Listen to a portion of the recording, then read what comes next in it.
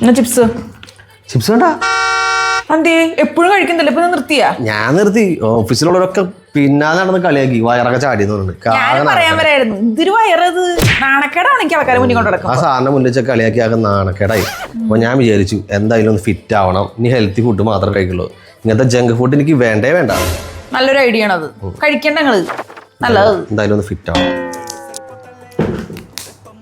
അല്ല ഇയാളെ അല്ലെങ്കിൽ തന്നെ വായി നോക്കിയാ, ഇനി ഫിറ്റായി കഴിഞ്ഞ് ഇയാൾ അങ്ങോട്ട് നോക്കുന്നത് മാത്രല്ല, പെണ്ണുങ്ങൾ ഇങ്ങോട്ട് നോക്കും.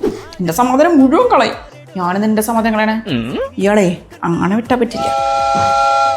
അതെ, ഞാൻ നോക്കിട്ട് നിങ്ങൾക്ക് അധികം വയറൊന്നും തോന്നണമൊന്നുമില്ല കേട്ടാ. ഈ അസുഖക്കാരിങ്ങനെ വെറുതെ പറയുന്നതാ. നിങ്ങൾ മര്യാദക്കിരുന്നേ ആയിരുന്നേ കണ്ടാ, ഒരു തുള്ളി വയറില്ല. ഒട്ടും വയറില്ല.